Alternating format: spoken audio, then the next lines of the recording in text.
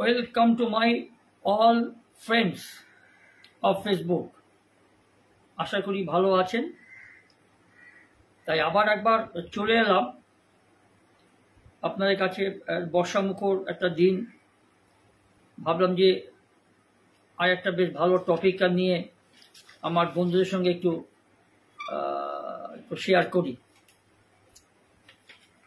ব্যাপারটা কি জানেন? বিষয়টা হচ্ছে, দেখুন, যে দুধ খেয়ে মানুষ, সে যদি কোনো কারণে কোনো পরিস্থিতির শিকার হয়ে যদি সে ফুটপাতে গিয়ে আধপেটা খাওয়ার মতো জীবনযাপন করতে হয়, তার কি পরিস্থিতি হতে পারে। একজন রাজা বা রাজার ছেলে যদি একজন অত দরিদ্র কুড়ে বাড়িতে গিয়ে জীবনযাপন করতে হয়, কি পরিস্থিতি হতে পারে। ঠিক সেরকমই একটি গল্প ঠিক নয়, ঘটনাটা সত্যি। হয়তো এটা অনেকের জানা নেই। আমি তো এরকম অজানা তথ্য নেই আপনাদের কাছে আমি হাজির হই। আশা করি সকালে ভালো আছেন। বর্ষার দিন, চারদিকে বন্যা হচ্ছে, অনেক বাড়িঘর ডুবে যাচ্ছে, অনেক মানুষ এই প্লাবনে অনেক কষ্ট পাচ্ছে, অনেক কষ্ট হয়ে জীবনযাপন করছে। এর মধ্যে কিছু মানুষের মৃত্যুও ঘটছে, তাদের প্রতি আমার সমবেদনা রইল। এই তো আমাদের দেশের অবস্থা, রাজ্যের অবস্থা। কিন্তু এইভাবেই জীবন চলতে হবে আমাদেরকে। আজ আছে কাল নেই, কখন কিভাবে আমাদের জীবন চলে যাবে আমরা জানি না। আমরা 3 শিল্পপতির নাম জানি। একটা আসল বিষয়টা এবার ঢুকি। আমরা ভারতের 3 বিত্তশালী উদ্যোগপতিদের নাম জানি। একজন হলেন মুকেশ আম্বানি, 2 নম্বর হলেন আদানি, আর 3 নম্বর হলেন সর্বজন বিদিত, পৃথিবী বিখ্যাত রতন টাটা। এই 3 উদ্যোগপতি বা শিল্পপতিদের থেকেও ধনী ছিলেন এমন একজন উদ্যোগপতি বা শিল্পপতি, যিনি এখন অবশ্য সবকিছু হারিয়ে একটা ভাড়া ফ্ল্যাটে থাকেন। চেনেন এই শিল্পপতিকে? আন্দাজ করতে পারছেন? তার বিষয়ে একটু বলার ইচ্ছে আমার আছে। একটা সময় ছিল যখন বিজয়পদ সিংঘানিয়া পদবিটার সঙ্গে আপনারা নিশ্চয়ই পরিচিত। এই সিংঘানিয়ারা ভারতের সবচেয়ে সুপরিচিত এবং সম্মানিত ব্যবসায়ীদের মধ্যে একজন ছিলেন। সম্মানীয় অবশ্যই। তিনি কেবল ধনী ছিলেন না, ছিলেন সাফল্য, ক্ষমতা এবং খ্যাতির প্রতীক। এই 3টা মিশ্রণ যেমন টাটাদের মধ্যে, রতন টাটার মধ্যে প্রস্ফুটিত হয়েছিল পরবর্তীকালে। মানুষ তাকে সত্যিকারের ধনী এবং প্রভাবশালী হিসেবে সম্মান করত। কিন্তু বৃদ্ধ বয়সের শিল্পপতি, বৃদ্ধ বয়সের কথা বলছি, ওই বৃদ্ধ বয়সে এই শিল্পপতি সিংঘানিয়ার জীবন এক বেদনাদায়ক মোড় নেয়।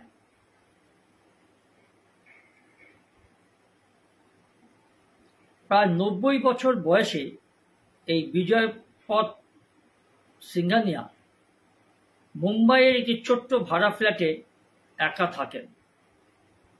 এক সময়ের বিলাসিতা এবং মর্যাদা এখন যেন তার কাছে একটা সোনার পাথর বাটি। এগুলো তো সাধারণত আমরা রূপকথার গল্পে, সিনেমার গল্পে এগুলো আমরা দেখেছি। আবার উল্টোটাও দেখেছি, এরকম গরিব থেকে ধনী হয়ে প্রভাবশালী ব্যক্তি রূপান্তরিত হতে কোনো গল্পের হিরোকে। বিজয়পদ সিংঘানিয়া বিখ্যাত সিংঘানিয়া ব্যবসায়ী পরিবারে জন্মগ্রহণ করেছিলেন। তার কাকা জি কে সিংঘানিয়া রেমন্ড গ্রুপ শুরু করেছিলেন, রেমন্ড সিমেন্ট। কিন্তু বিজয়পতি এই বিশ্ব ব্র্যান্ডটিকে, মানে এই ব্যবসার যে ব্র্যান্ডটিকে একদম বিশ্ব পর্যায়ে নিয়ে গিয়েছিলেন, সাফল্য নিয়ে এসেছিলেন। এই বিজয়পদ সিংঘানিয়া 1980 সালে রেমন্ডের চেয়ারম্যান হন, আর সেই পদে থেকে 2000 সাল পর্যন্ত কোম্পানিকে তিনি নেতৃত্ব দেন। তার নেতৃত্বে রেমন্ড কেবল ভারতের নয়, সারা বিশ্বের প্রিমিয়ার শুটিং কাপড়ের একদম শীর্ষস্থানীয় নাম হয়ে ওঠে। রেমন্ড কিন্তু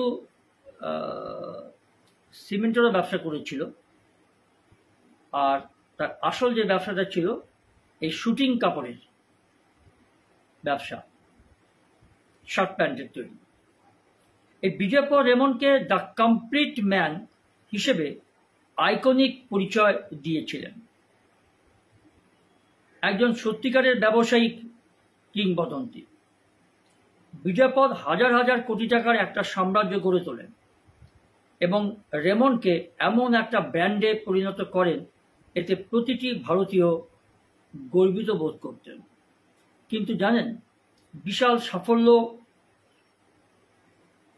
গড়ে তোলেন ঠিক কথা, আবার এই সাফল্যটা আসা সত্ত্বেও বা এই সাফল্যমণ্ডিত হওয়া সত্ত্বেও ব্যবসায় নিজের ব্যবসায় শেষ জীবনটা তার খুব চরম অবহেলায়, খুব কষ্টে কাটছে। জানেন, পরিবারের মধ্যে বিরোধ এবং ব্যবসায়িক নিয়ন্ত্রণের বদলে, মানে নিয়ন্ত্রণের বদলের ফলে এই শিল্পপতির পরিণতি একেবারে ভালো হয়নি। নিজের হাত থেকে যখন অন্যের হাতে চলে গেছে কোম্পানির ভার, নিয়ন্ত্রণটা, কোম্পানি চালানোর চাবিকাঠি, তখন থেকে ইনি খুব দুর্দশাগ্রস্ত হয়ে পড়েছেন, কোণঠাসা হয়ে পড়েছেন। একজন সত্যিকারের ব্যবসায়িক কিংবদন্তি ছিলেন তিনি। প্রথম থেকে যে শুরু করেছিলাম তিন ব্যবসায়ী, তাদের থেকেও তিনি ছিলেন একদম বৃত্তশালী এবং ধনশালী। বর্তমান তার পরিস্থিতিটা ভালো না। তার কারণ হচ্ছে তার পুত্রের সঙ্গে সম্পর্কে একটা তিক্ততা। এই পিতা পুত্রের মধ্যে সম্বন্ধটা বা সম্পর্কটা একদম ভালো নয়। বিজয়পদ সিংঘানিয়া তার দুই ছেলে গৌতম এবং মধুপতির মধ্যে নিজের ব্যবসা ভাগ করে দেওয়ার চেষ্টা করেন। মধুপতি ইতিমধ্যে সিঙ্গাপুরে চলে গিয়ে ব্যবসা থেকে সরে যান। এক ছেলে। 2015 সালে বিজয়পদ তার শেয়ার এবং রেমন্ড গ্রুপের নিয়ন্ত্রণ বড় ছেলে গৌতম সিংঘানিয়ার কাছে হস্তান্তর করেন। বিশ্বাস করেছিলেন যে তার সিদ্ধান্ত পারিবারিক ব্যবসার জন্য সঠিক সিদ্ধান্ত বা সঠিক পদক্ষেপ। ছেলেকে ভরসা করেছিলেন এই গৌতম সিংঘানিয়াকে, কিন্তু তিনি বুঝতে পারেননি যে নিজের ছেলে, অ্যাকচুয়ালি জানেন এই ব্যবসায়িক পরিবারের মধ্যে ছেলে বিট্রে করবে খুব একটা শোনা যায় না, কিন্তু এই ক্ষেত্রে হয়েছিল। তিনি যে আশা নিয়ে কাজটা করেছিলেন বাবা হিসেবে, আর কি বা করতে পারে। এক ছেলে চলে গেছে সিঙ্গাপুরে, ব্যবসার সঙ্গে কোনো তার টাচ নেই। আর একটা ছেলে, সব বাবা মাই চায় যারা বিত্তশালী ব্যবসায়িক পরিবার, যে আমি এখন রিটায়ারমেন্ট নিয়ে আমার বংশধরের হাতে আমি আমার ব্যবসাটা দেব। সে তো সবাই চায়, সবাই তাই করেন, ইনিও তাই করেছিলেন। এবং বাবা এবং ছেলের মধ্যে তারপরে তীব্র বিরোধ সৃষ্টি হয়। ব্যবসার নিয়ন্ত্রণ পাওয়ার পর যখনই ব্যবসার চাবিকাঠিটা তার হাতে চলে আসে, গৌতম সিংঘানিয়ার হাতে, ছেলে, তিনি ধীরে ধীরে কী করলেন, বাবাকে কোম্পানির বিষয়গুলি থেকে দূরে সরিয়ে দিতে থাকলেন। 2018 সালে বিজয়পথকে রেমন্ডের চেয়ারম্যান ইমেরিটাস পদ থেকে সরিয়ে দেন, যাকে ইমরিটাস বলে, সেই পদ থেকে। ফলে তিনি যে কোম্পানি বড় করে তুলেছিলেন সেটির সঙ্গে এই শিল্পপতির সম্পর্ক একেবারে ছিন্ন হয়ে যায়। খুব দুঃখজনক ঘটনা, এটাই আপনাদের কাছে আমি শেয়ার করছি। তারপর আরো বেশি কষ্টের বিষয় হলো, বিজয়পথ সিংঘানিয়া যেখানে জীবনের বেশিরভাগ সময় কাটিয়েছিলেন, যে বাড়িতে, তার পৈতৃক বাড়ি, সেটা তার ছেলে বা ছেলের পরিবার তাকে ছেড়ে চলে যেতে বলে। আরো দুঃখজনক ঘটনা, কষ্টদায়ক। এটা সাধারণত নামি দামি বিখ্যাত শিল্পপতিদের ফ্যামিলিতে এরকম প্রকাশ্যে এই জিনিসটা করা অ্যাকশন কখনো শোনা যায় না। বিরোধ থাকতেই পারে শরিকের মধ্যে, ছেলের সঙ্গে মেয়ের সঙ্গে, মেয়ের জামাইয়ের সঙ্গে, ছেলের বউয়ের সঙ্গে, বা ছেলের পরিবারের সঙ্গে, কিন্তু সেটা চাপা থাকে। কিন্তু এটা একদম সামনাসামনি অ্যাকশন হয়ে গেছে। আর বেশিরভাগ, আর যে শিল্পপতি একসময় ব্যক্তিগত জেট, বিলাসবহুল বাংলোর মালিক ছিলেন, তার সেবায় কর্মীদের একটি বাহিনী ছিল, আজই মুম্বাইয়ের একটি ছোট ভাড়া অ্যাপার্টমেন্টে এখন তিনি একা থাকেন, নিঃসঙ্গ। মন্ত্রী লস্কর কেউ নেই, বোম্বেতেই আছেন। একজন পুরস্কারপ্রাপ্ত পাইলট। অনেকেই বিজয় সিংঘানিয়াকে রেমন্ডের সাফল্যের পেছনে ব্যক্তি হিসেবে চেনেন। এই সাফল্যের পেছনে, এই ব্যবসাটাকে দাঁড় করানোর জন্য রেমন্ডের এই বিজয়পথ সিংঘানিয়ার নাম সকলেই জানেন, কিন্তু খুব কম লোকে জানেন যে তিনি একজন পেশাদার পাইলট ছিলেন, মানে বিমান চালক। বিমানের প্রতি তার ভালোবাসা টাটা গ্রুপের কিংবদন্তি প্রতিষ্ঠাতা এবং ভারতীয় বিমান চলাচলের পথিকৃৎ। বিমান চলাচলের টাটার প্রতিকৃত JRD টাটার কাছ থেকে এসেছিল। বিজয়পথ রেকর্ড ভেঙে জাতীয় সম্মান অর্জন করেছেন। 1994 সালে তিনি সমুদ্রপৃষ্ঠ থেকে 69,852 ফিট বা ফুট উচ্চতায় একটি গরম বাতাসের বেলুন উড়িয়ে বিশ্ব রেকর্ড করেছিলেন। তার এই আগ্রহের জন্য তিনি 2001 সালে তেনজিং নোরগে জাতীয় অ্যাডভেঞ্চার পুরস্কার পান। এরপর 2000 সালে মর্যাদাপূর্ণ পদ্মভূষণ পুরস্কার পান।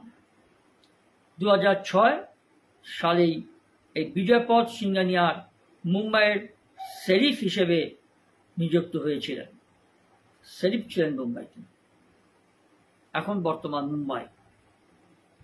এবং ভারতীয় বিমান বাহিনী তাকে সম্মানসূচক এয়ার কমান্ডার উপাধিতে ভূষিত করেছিলেন। ভারতীয় বিমান দপ্তর এই উপাধিতে, মানে এয়ার কমান্ডার উপাধিতে ভূষিত করে। জীবন নিয়ে কোনো অনুশোচনা নেই কিন্তু এই বিজয়পথ সিংঘানিয়া, জানেন, একটা অদ্ভুত ব্যাপার।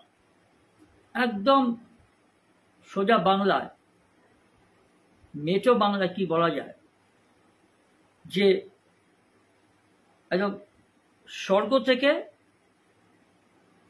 নরকে অধঃপতন হওয়া, পতিত হওয়া, আকাশ থেকে পাতালে প্রবেশ করা,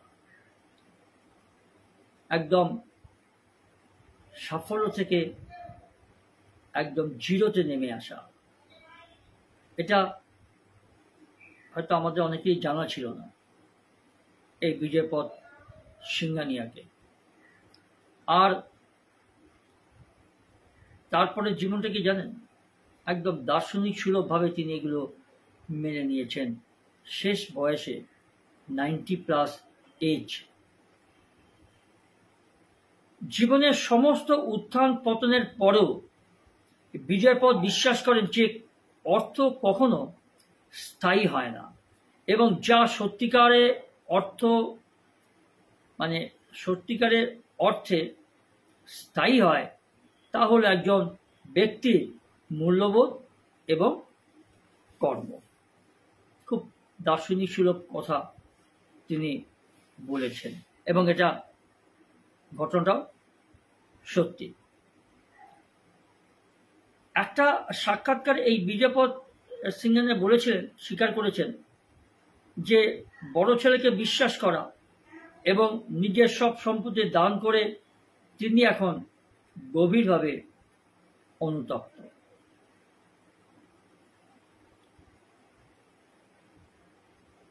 বড় ছেলে হচ্ছে গৌতম আদানি, যে তাকে বাবাকে উপযুক্ত সম্মান দেয়নি, উপরন্তু তাকে তার বাসস্থান থেকে তাড়িয়ে তো দিলেন, যার দৌলতে আজকে তিনি এই জায়গাটা পৌঁছলেন বা আজকে করে খাচ্ছেন। নিজের জন্মদাতা সে বাবাকে তিনি উপযুক্ত সেবা বা সম্মান তিনি দেখাতে পারেন, কুলাঙ্গার বলা যেতে পারে। একটি সাক্ষাৎকারে বিজয়পথ স্বীকার করেছেন যে হৃদয় ভেঙে যাওয়ার পরেও তিনি এখনো নিজেকে একজন স্ট্রাগলার, যোদ্ধা মনে করেন। নিজেকে, নিজের চোখে তিনি নিজেকে একজন যোদ্ধা হিসেবে দেখেন। তিনি বলেছেন এই বিজয়পথ সিংহানিয়া যে আমি জীবনে সবকিছুই দেখেছি, স্বাভাবিক দেখার কথাই, উত্থান এবং পতন, আর আমি যা শিখেছি তা কোনোদিন কোনো ব্যবসায়িক স্কুল শেখাতে পারবে না। কত বড় কনফিডেন্স দেখুন নিজের উপরে, একদম 100% কনফিডেন্স নিয়ে তিনি বলছেন যে আমি জীবনে যা শিখেছি কোনো ব্যবসায়িক একাডেমি শেখাতে পারবে না। একদম বিশ্বাসযোগ্য হওয়া উচিত তার লাইফ স্ট্রাগল, একটা ব্যবসায়িক একদম ছোট থেকে বড় হওয়া, জিরো থেকে হিরো হওয়া। এই বিজয়পথ এখন একেবারে সাধারণ জীবনযাপন করে, অথচ তার ছেলে গৌতম সিংহানিয়া অতি বিলাসবহুল জীবনযাপন উপভোগ করছেন। কিরকম ছেলে দেখুন। আমরা তো এইসব জিনিস মধ্যবিত্ত পরিবারে দেখি, তাই না? বিয়ে করার পর বা বিষয় আশয় সম্পত্তি করার পর বা ভালো চাকরি পাওয়ার পর বাবা এবং মাকে অত্যাচার করা, খেতে না দেওয়া, ঘর থেকে তাড়িয়ে দেওয়া, এগুলো আকছার ঘটছে আমাদের সমাজে। মধ্যবিত্ত পরিবারে তো আকছার ঘটছে 99%, নতুন কিছু নয়। কিন্তু পরবর্তীকালে তাদের জীবনটা বা তার যারা উত্তরাধিকারী হবে তারা ওই সেম ট্রিটমেন্ট করবে। এটা আমি আমার প্রতিবেশীদের থেকেও মাঝে মধ্যে আমি দেখেছি। আর একটা কথা কি জানেন, যে এই যে গৌতম সিংহানিয়া, এই বিজয়পথ সিংহানিয়ার ছেলে, বড় ছেলে, জেকে হাউসের মালিক, যার মূল্য 6,000 কোটি টাকা, মানে 81 মিলিয়ন মার্কিন ডলার। এটি মুম্বাইয়ের আল্টামাউন্ট রোডে মুকেশ আম্বানির অ্যান্টিলিয়ার যে বাড়িটা আছে, মুকেশ আম্বানি জিওর বাড়ি, তার ঠিক পাশে অবস্থিত, যা বিশ্বের সবচেয়ে ব্যয়বহুল বাড়িগুলোর মধ্যে একটি। তার ছেলে হয়তো সেই ঠাটবারটা বজায় রেখেছে, কিন্তু অন্যায় যেটা করেছেন, নিজের বাবাকে তার পৈতৃক ভিটে থেকে তাড়িয়ে দেওয়া, যত্ন না নেওয়া, তার খোঁজ খবর না নেওয়া, তার প্রতি নিদারুণ অত্যাচার এবং নির্যাতন করে তাকে তার ঘর ছাড়া করে দেওয়া। আজকে তিনি বৃদ্ধ একা আছেন, তাকে দেখাশোনা করার কোনো মানসিকতা নেই। জানি না এর অভিশাপ কতটুকু তার উপর বা তার পরিবার উপর পড়বে, কতটুকু তিনি এগোতে পারবেন বাবার উপরে এই দুর্ব্যবহার, এই নির্যাতন করার, সেটা তো সময় বলবে। ঠিক আছে, আজ এইটুকুই। আবার অন্য কোনো দিন আবার এরকম আরো ভালো ভালো কিছু কিছু জিনিস নিয়ে আসব, টপিক নিয়ে। আর আপনাদের সঙ্গে শেয়ার করলে আমারও মন মেজাজ একদম পাক্কা ফুরফুরে থাকে। ভালো থাকবেন, সুস্থ থাকবেন, এই কামনা করে আজকে বিদায় নিচ্ছি। Tata, bye bye.